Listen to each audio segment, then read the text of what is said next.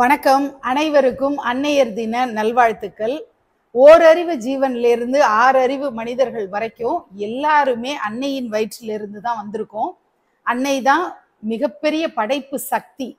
பராசக்தியாக விளங்கக்கூடிய ஒவ்வொரு அன்னைக்கும் அது எங்கம்மா உங்கம்மா அப்படின்னு பாகுபாடு இல்லாம அனைத்து தாய்மைக்கும், அனைத்து தாய் உள்ளம் படைத்த அவ்வளவு பேருக்குமே நான் என்னுடைய அன்னையர் தின நமஸ்காரங்களை, மரியாதையை முதல்ல தெரிவிச்சுக்கிறேன். நந்தினிஸ் வைப்ஸ் அண்ட் ஆன்மீக அலை 2 சேனலுக்காகவும் ஒரு அஃபிஷியல் நம்பர் நான் ஒன்று எடுத்திருக்கேன். ஸோ அந்த நம்பர் உங்களுக்கு டிஸ்பிளேல வரும். நீங்கள் அதாவது கொலு பொம்மைகள் ரிலேட்டடாக நான் நிறைய ஒரு தேடுதலில் இருக்கேன். வெவ்வேறு ஊர்களில் கொலு பொம்மைகள் எங்கெங்கெல்லாம் கிடைக்குது அப்படிங்கிறத பார்த்து அதை போய் விளாக் எடுக்கணும் அப்படிங்கிற ஒரு முனைப்பில் இருக்கேன். ஏன்னா இன்னும் ஒரு 3 மாசத்துல நமக்கு நவராத்திரி தொடங்க போகுது. அதனால யாராவது கொலு பொம்மை விற்பனை செய்யறவங்களோ அல்லது தயாரிக்கிறவங்களோ யார் உங்களுக்கு தெரியும்னாலும் அவங்களுடைய தொடர்பு எண்களை என்னோட ஷேர் பண்ணிக்கிறதுக்காக தான் இந்த நம்பர். அது பதிவுகள் தொடர்பா ஏதாவது queries இருந்ததுனாலும் அது சம்பந்தப்பட்ட விஷயங்களை என் கூட மனம் விட்டு ஷேர் பண்ணணும்னு உங்களுக்கு ஆசைகள் இருந்ததுன்னா நீங்க இந்த நம்பர்ல தொடர்பு கொள்ளலாம். ஆன்மீக அலை சேனல்ல பரந்தாமனின் பாதையில் அப்படின்ற தலைப்புல பகவத்கீதை பதிவுகளை நான் கொடுத்துட்டு இருக்கேன். அந்த பதிவுகள் கேட்கணும் அப்படின்னு உங்களுக்கு ஆர்வம் இருந்ததுன்னா ஹார்ட்லி அபவுட் ஒரு 6 to 8 மினிட்ஸ் திங்கட்கிழமையிலிருந்து வெள்ளிக்கிழமை வரைக்கும் 6 to 8 நிமிஷங்கள் உங்களால ஒதுக்க முடியும் அப்படின்னா காலை வேளையில இந்த பதிவுகள் நான் 6 மணிக்கெல்லாம் டான்னு கிடைக்கிற மாதிரி கொடுத்துட்டு இருக்கேன். உங்களுக்கு விருப்பம் இருந்ததுன்னா ஆன்மீக அலை சேனல்ல போய் இந்த பதிவுகளை கேட்டு அதனுடைய பயனை அடையணும் அப்படின்னு சொல்லி அன்போட கேட்டுக்கிறேன். அன்னையர் தின ஸ்பெஷலா நான் என்ன வீடியோ கொடுக்கலாம் அப்படின்னு யோசிக்கும் போது எனக்கும் பொம்மைகளுக்குமான அந்த நெருக்கம், எப்போதுமே நான் ஃப்ரெண்ட்ஸ் எல்லாம் பேசிக்கும் போது சொல்றது 5-6 வயசு வரைக்கும் எல்லாரும் பொம்மைகளோட விளையாடிட்டு இருந்தாங்க அப்படின்னா நான் 50 வயசு வரைக்கும் இந்த பொம்மைகளோட விளையாடிட்டு இருக்கேன் அப்படின்னு சொல்லி ரொம்ப பெருமையா ஒரு பெருமிதத்தோட சொல்லக்கூடிய ஒரு விஷயமா நான் பார்க்கறது நிர்விக்னலட்சுமி இல்லத்துல இருக்கக்கூடிய பொம்மை கலெக்ஷன்ஸ் தான். இன்னைக்கு தாய்மை உணர்வை பிரதிபலிக்கிற மாதிரி என்னென்ன பொம்மைகள் என்கிட்ட இருக்கோ என்னுடைய கண்ணுக்கு தென்பட்ட பொம்மைகள்லாம் நான் எடுத்துட்டு உங்க முன்னாடி அதை ஷேர் பண்ணணும். இந்த வீடியோ இப்படிதான் இருக்க போது. பொம்மைகளை நேசிக்கிறவங்க, நவராத்திரி பிரியர்களாக இருக்கக்கூடியவங்களுக்கு இது ஒரு விஷுவல் ட்ரீட்டா இருக்கும் அப்படிங்கிற நம்பிக்கையில நான் தொடங்குறேன். இங்க பாருங்க, முதல்ல காட்டுறது ஒரு அம்மா குழந்தைக்கு தாய்ப்பால் கொடுக்கக்கூடிய ஒரு அற்புதமான காட்சி. எவ்வளோ அழகான இந்த சிலையை பார்க்கும்போது இயக்குனர் சிகரம் பாலச்சந்தர் படங்கள்லாம் பார்த்தீங்கன்னா ஏதாவது ஒரு இடத்துல அழகான ஒரு ப்ராப்பர்ட்டி வச்சிருப்பாரு. அவருடைய அந்த காட்சிப்படுத்துதல் அப்படிங்கிற ஒவ்வொரு காட்சியிலையுமே அவருடைய படங்கள்ல ஏதாவது அழகழகான ப்ராப்பர்ட்டிஸ் அங்கங்க இருக்கிறத பார்க்க முடியும். அப்படி இந்த மாதிரி நான் பார்த்துருக்கேன். என்ன படம்னு தான் நினைவுக்கு இல்லை. ஆனா இந்த மாதிரியான ஒரு பொம்மை வாங்கணும்ட்டு கேபி ஃபேனா இருக்கிற காலத்துல இருந்தே ரொம்ப விருப்பம் இருந்து சில வருடங்களுக்கு முன்னாடி பாண்டிச்சேரி வில்லியனூர்ல நான் வாங்கினது தான் தாயும் சேயும் இருக்கக்கூடிய அழகான பொம்மை. இந்த தாய்ப்பால் ஊட்டக்கூடிய ஒரு அற்புதமான அந்த ஒரு சக்தி பெண்ணுக்கு மட்டும்தான் இருக்கு. அதாவது அந்த தாய்மைக்கு மட்டும்தான் இருக்கு. அது எல்லா ஜீவராசிகள்லையும் பெண் ஸ்வரூபம் தான் இந்த தாய்ப்பால் கொடுக்க முடியும் அப்படிங்கிற ஒரு விஷயம் இருக்கு இல்லையா? அந்த ஒரு விஷயத்த மேன்மைப்படுத்துற வகையில இந்த பொம்மையை முதல்ல நான் காட்டுறேன். அடுத்தடுத்து தொடர்ச்சியா நம்ம எல்லா பொம்மைகளையும் பார்த்து ரசிக்கலாம் வாங்க. இப்ப நீங்க பாக்குறது காமாட்சி அம்பாள் மடியில பாலா அமர்ந்திருக்கக்கூடிய அழகான காட்சி. பெண் குழந்தைகள், ஏன்னா தாய்மைங்கிறது அடுத்த நிலையில அவங்க தான் அடைய போறாங்க. அதனால பெண் குழந்தையோடு அமர்ந்திருக்கக்கூடிய அம்பாளை நம்ம தரிசனம் பண்ணிக்கலாம்.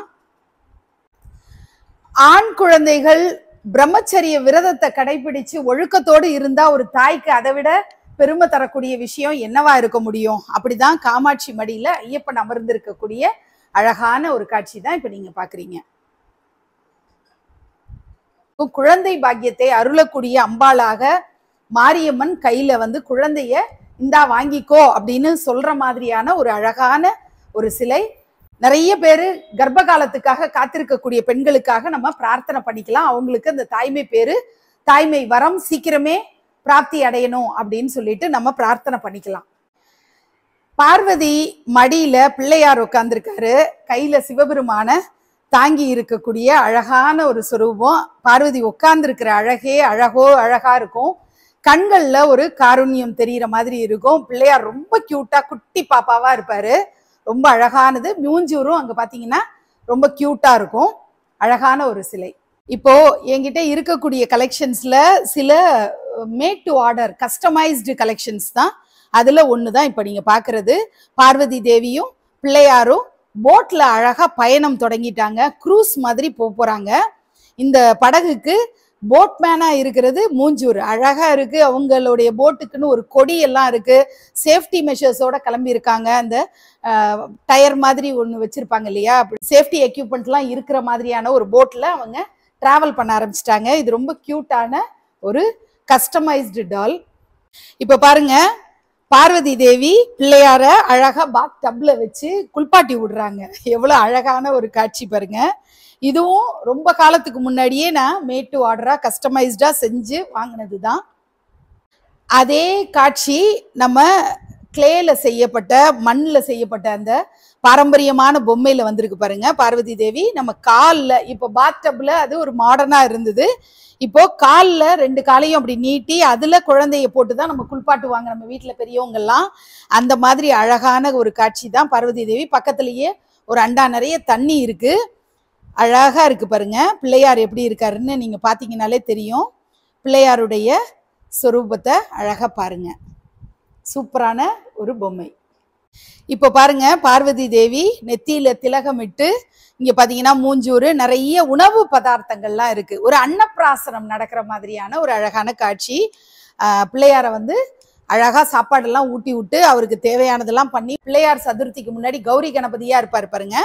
அந்த காட்சியை விளக்குற மாதிரி அழகா கௌரி தேவியா இருக்கக்கூடிய பார்வதி அம்பாள் அழகா நெத்தியில திலகம்லாம் வச்சு பிள்ளையாருக்கு ஒரு சூப்பரான ஒரு ஆராதனை பண்ணிட்டு இருக்காங்க. அதுதான் இந்த காட்சி. இந்த காட்சியில குட்டி குட்டியா க்ளோஸ்அப்ல பாத்தீங்கன்னா உங்களுக்கே தெரியும், நிறைய உணவு பதார்த்தங்கள்லாம் இதுல இருக்கிறத பார்க்க முடியும். இதுவும் ஒரு அழகான கஸ்டமைஸ்டு டால். பார்வதி தேவி அழகா பிள்ளையார ஸ்கூலுக்கு கூட்டிட்டு போறாங்க. ஒரு ஸ்கூட்டியில சூப்பரா. இதெல்லாம் ஒவ்வொரு முறை நான் வந்து ஸ்கூல் பக்கம் குழந்தைகளை டிராப் பண்ண போகும்போது பிள்ளையார அப்படி டிராப் பண்றதுக்கு அவங்க அம்மா கிளம்பி போனா எப்படி இருக்கும் அப்படிங்கிற கற்பனைக்கெல்லாம் ஒரு உருவம் கொடுத்துதான் இதெல்லாம் கஸ்டமைஸ்டா பண்ணி வாங்கினது. கொஞ்சம் பார்த்து ஹேண்டில் பண்ணணும். ஒரு மாதிரி பீங்கா மாதிரியான கிளேல செஞ்சது தான், டெரகோட்டா ஐட்டம் தான், பட் ரொம்ப ஃப்ரெஜைல் அப்படிங்கிற மாதிரியானது. ஸோ பார்த்து ஹேண்டில் பண்ணணும். ஸ்கூட்டி எப்படி வந்து அழகா பண்ணியிருக்காங்க பாருங்க. டயரு, அதோட ஹேண்டில் அழகா அவங்க ஸ்டைலிஷா சாரி கட்டிட்டு நார்த் இந்தியன் ஸ்டைல்ல அவங்க இந்த பக்கமா முந்தான வர்ற மாதிரி அழகா சாரி கட்டியிருக்காங்க. அப்படி சர்ன்னு விருட்டுன்னு கிளம்பி போறாங்க ஸ்கூலுக்கு 2 பேருமா. ஏற்கனவே ஒரு பெரிய போட் பார்த்தோம் இல்லையா, இப்போ ஒரு குட்டி போட். ஆனா உருவங்கள்லாம் பெருசு பெருசா இருக்கும். இங்க மூஞ்சூறு வழக்கம் போல அவர் தான் போட்மேன். அம்மாவும் பிள்ளையுமா சேர்ந்துட்டு போட்ல அழகா ஒரு ஈவினிங் டைம்ல அப்படியே ஒரு க்ரூஸ் மாதிரி போயிட்டு வர்றதுக்காக ஒரு போட் எடுத்துட்டு கிளம்பியிருக்காங்க. அம்மாவும் குழந்தையும் 2 இருக்கு என்கிட்ட. அழகா மீராபாய் மாதிரி இருப்பாங்க. ஆனா பார்வதி தேவி தான். அவங்க கையில தம்புரா வச்சுக்கிட்டு அழகா பாட்டு பாடுறாங்க. அந்த சங்கீதத்துக்கு வாத்தியக்காரரா யார் இருக்கா அப்படின்னா பிள்ளையார். அழகா அவர் தபேலா வாசிக்கக்கூடிய அற்புதமான காட்சி. ஒரு தபேலா மேலேயே, ஒரு இன்ஸ்ட்ருமெண்ட் மேலேயே இவங்க 2 பேரும் சங்கீத கச்சேரி நடத்துற மாதிரி அந்த மேடையோட அமைப்பே பார்த்தீங்கன்னா ஒரு தபேலா மாதிரியான அமைப்புல அந்த மேடையே இருக்கு. அப்படிங்கிறதுக்காக இப்படி ஒரு அழகா தாமரப்பூ ஷேப்ல மேடை அப்படி இப்படிலாம் சொல்லுவோம் இல்லையா, அந்த மாதிரி சங்கீத பரம்பரையா இருக்காங்க இவங்கெல்லாம். அம்மாவும் பிள்ளையும் மியூசிக்ல ரொம்ப இன்ட்ரெஸ்ட் காட்டக்கூடியவங்களா இருக்காங்க.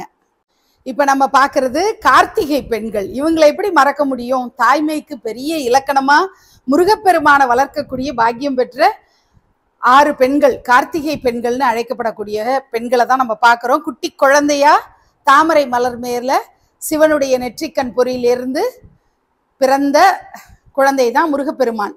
அந்த தாய்மைக்கு உதாரணமா இந்த 6 கார்த்திகை பெண்களை பீங்கான்ல வச்சிருக்கேன். நான் ரொம்ப ட்ரெஷர் பண்ணி வச்சிருக்கக்கூடிய ஒரு செட்டு. பொதுவாக பீங்கான்ல கலெக்ஷன்ஸ் ரொம்ப கம்மி தான் என்கிட்ட. ஆனா இது நான் ரொம்ப ஆசாசையா இந்த முகத்துல தெரியக்கூடிய அந்த லட்சணம், அந்த கலரிங், இது எல்லாமே கிட்டத்தட்ட 10 வருஷம் மேல ஆகக்கூடிய ஒரு பொம்மை. ஆனா ரொம்ப அழகா இது எனக்கு ரொம்ப பிடிச்சு வச்சிட்டு இருக்கேன். தாய் யசோதா அம்மா கிருஷ்ணருக்கு தாய்ப்பால் ஊட்டக்கூடிய அழகான ஒரு காட்சி. எங்கேயோ பிறந்து எங்கேயோ யார்கிட்டயோ வளர்ற மாதிரி ஒரு நிலைதான் கிருஷ்ணருக்கு.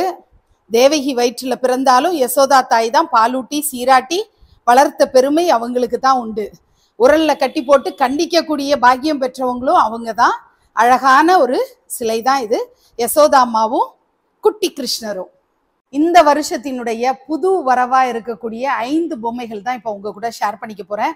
மதர்ஸ் டே ஸ்பெஷல் அப்படின்னு சொல்லிட்டு இந்த பொம்மைகள் எனக்கு வேணும்னு சொல்லிட்டு சென்னை பூஜா சென்டர்ல ஆர்டர் பண்ணி நான் வாங்கினது. இதுல கௌசல்யா அம்மா அழகா ராமரை அப்படி தன்னோட காலில் வச்சுக்கிட்டு கொஞ்சிட்டு ராமா அப்படின்னு சொல்லி அழகா கூப்பிட்டு கொஞ்சி விளையாடக்கூடிய ஒரு காட்சி தான். நம்மளும் அதாவது தாயும் குழந்தையா மாதிரி, குழந்தையும் ஒரு தாய் உள்ளத்தோட அம்மாவை பார்க்கறது அப்படின்ற மாதிரி வாஞ்சையோடு பார்க்கக்கூடிய அந்த பார்வை அப்படின்னு ரொம்ப அழகா இருக்கக்கூடிய ஒரு சிலை தான். கௌசல்யா அம்மாவும் கௌசல்யா சுப்ரஜா அப்படின்னு நம்முடைய சுப்ரபாதமே பெருமாளுக்கு பாடக்கூடிய சுப்ரபாதமே கௌசல்யா தேவியிலிருந்து ஆரம்பிக்குது பாருங்க. அப்படிப்பட்ட ஒரு அற்புதமான ஒரு சிலை தான் கௌசல்யாவும் ஸ்ரீராமரும். ராமர் இருக்கும் இடம் சீதைக்கு மட்டுமா அயோத்தி? அனுமனுக்கும் தான். அதனால அனுமனும் அஞ்சனா தேவியும், அனுமனுடைய அம்மா அஞ்சனா தேவி தான் நீங்க பாக்குறீங்க. அவங்க ஆஞ்சநேயரை அழகா கொஞ்சிட்டு இருக்காங்க. அப்படி ஒரு காட்சி. ஸோ இந்த ஐவர் சீரீஸ்ல 2வது சிலையா நம்ம பார்க்கறது ஆஞ்சநேயரும் அஞ்சனா தேவியும். அஞ்சனா தேவிங்கிறது ஆஞ்சநேயருடைய அம்மா பேருங்கிறது உங்க எல்லாருக்குமே தெரிஞ்ச ஒரு தகவல் தான். அற்புதமான ஒரு சிலை தான் இது. குட்டி பாப்பாவா ஆஞ்சநேய மூர்த்தியினுடைய தரிசனம் பார்க்கிறோம். இப்ப பார்க்கறது யசோதாமாவும் கிருஷ்ணரும். யசோதாமா நல்லா தயிரும் பாலும் சாப்பிட்டு கொஞ்சம் குண்டா பருத்த மேனியா இருக்காங்க. குட்டி கிருஷ்ணர் அழகா யசோதாமா கொஞ்சி விளையாடக்கூடிய ஒரு காட்சி தான் நீங்க பார்க்கறது. கிருஷ்ணா குட்டியினுடைய தரிசனமும் அழகா பாருங்க. முகத்துல ஒரு நல்ல பொலிவோடு அழகா யசோதாமாவும் குட்டி கிருஷ்ணரும் இருக்காங்க. இப்போ நீங்க பார்க்கறது பார்வதி தேவியும் பிள்ளையாரும் கொஞ்சி விளையாடக்கூடிய ஒரு காட்சி. அருமையா சிவப்பு புடவையில பார்வதி தேவி பச்சை வண்ணத்துல அவங்களுடைய உடம்பு பூரா பச்சை கலர் போட்டு அருமையா, பார்வதி தேவினாலே நம்ம உடனே பச்சை உடம்பு பச்சை மேனிக்காரியா தான் சித்தரிப்பாங்க. அப்படி பார்வதி தேவி மடியில பிள்ளையார் அழகா விளையாடிட்டு இருக்காரு. இந்த சிலையும் ரொம்பவே கியூட்டான ஒரு சிலை. இப்போ நம்ம நேச்சுரலி முருகப்பெருமானுக்கு வந்துட்டோம். பார்வதி தேவியும் முருகப்பெருமானும் விளையாடக்கூடிய காட்சி. ஒரு முறை பிள்ளையாரோட விளையாடிட்டா உடனே எனக்கும் பதிலுக்கு நானும் கூட விளையாடணும்னு சொல்லி ஆசைப்பட்டு முருகரும் சண்டைக்கு வந்துருவார் இல்லையா? பிள்ளையாருக்கு எது பண்ணாலுமே தனக்கு முன்னாடி வேணும் அப்படின்னு சொல்லி முருகருக்கும் பிள்ளையாருக்கும் அந்த சண்டை தான், அந்த சில்மிஷம் தான், அந்த ஒரு வாஞ்சை தான் பேரழகு. அண்ணன் தம்பிகளுக்குள்ள வரக்கூடிய அந்த குட்டி குட்டி சண்டை தான் பின்னாடி பெரிய பெரிய மெமரியே ஆகுது இல்லையா? அந்த மாதிரி அழகன் முருகனை தான் நீங்க இப்ப தரிசிக்கிறீங்க. பார்வதி தேவியும் முருகப்பெருமானும்.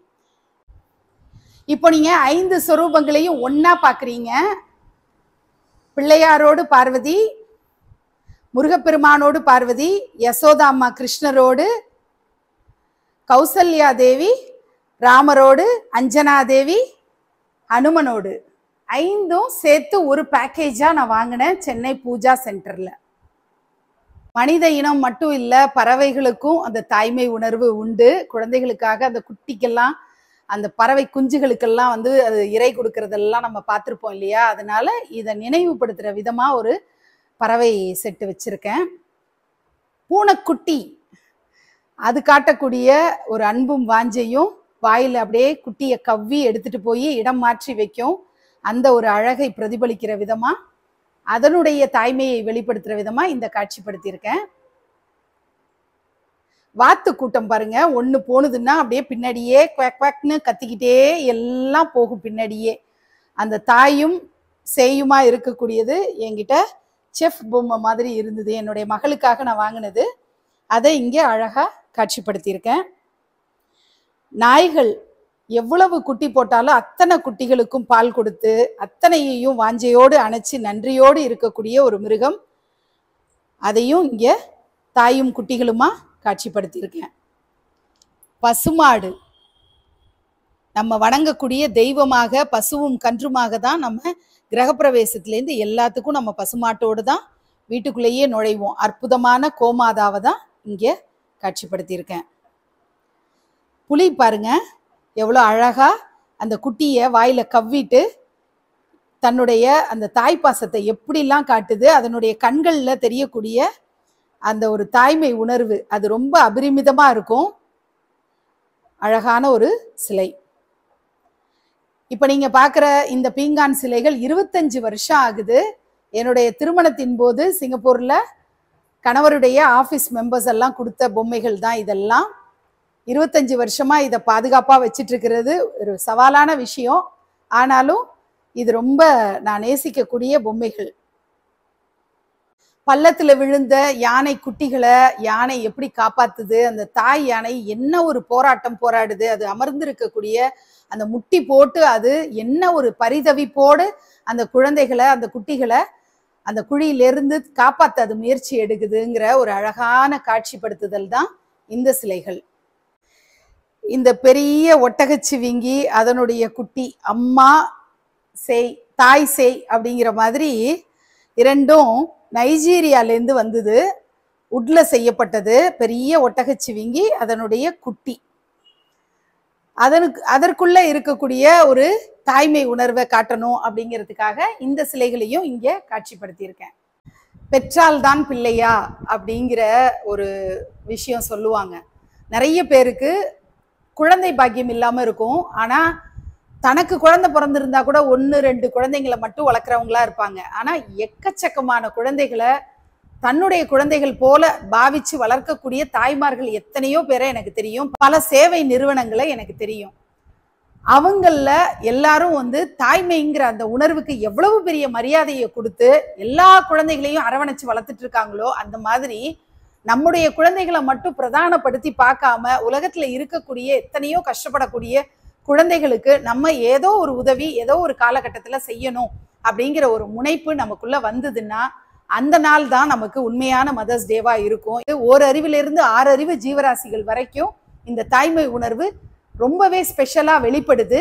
அப்போ 6ஆம் அறிவு கொண்ட மனிதர்கள்ட்ட அது வெளிப்படும் போது உலகத்து ஜீவராசிகள் அத்தனையுமே நம்ம தாய் உணர்வோடு போற்றி பாதுகாக்கிறது தான் இந்த மதர்ஸ் டேயுடைய ஒரு ஸ்பெஷல் மெசேஜா நம்ம எடுத்துக்கணும் அப்படின்னு நான் அன்போட கேட்டுக்கிறேன். அன்னை தெரசா அவர்களை நினைக்காம இருக்க முடியல. இந்த அன்னையர் தினத்துல எங்கேயோ பிறந்து எங்கேயோ வளர்ந்து நம்ம நாட்டுல உள்ள குழந்தைகளுக்காகவும் நம்ம நாட்டுல இருக்கக்கூடிய கஷ்டப்படுறவங்களுக்காகவும் சேவை புரியக்கூடிய ஒரு தாய்மை உள்ளம் கொண்ட மனப்பான்மை இப்படி வெகு சிலருக்கு தான் இருக்கும். அப்படிப்பட்ட அன்னை தெரசா அவர்களையும் இந்த நாள்ல நான் மனதார நினைவு கூர்ந்து அவங்களுக்கும் என்னுடைய மரியாதையை சமர்ப்பிக்கிறேன். இந்த வீடியோ உங்க எல்லாருக்கும் ரொம்ப பிடிச்சிருக்கும்னு நினைக்கிறேன். இன்னொரு அற்புதமான வீடியோல உங்களை நான் சந்திக்கிறேன். நன்றி.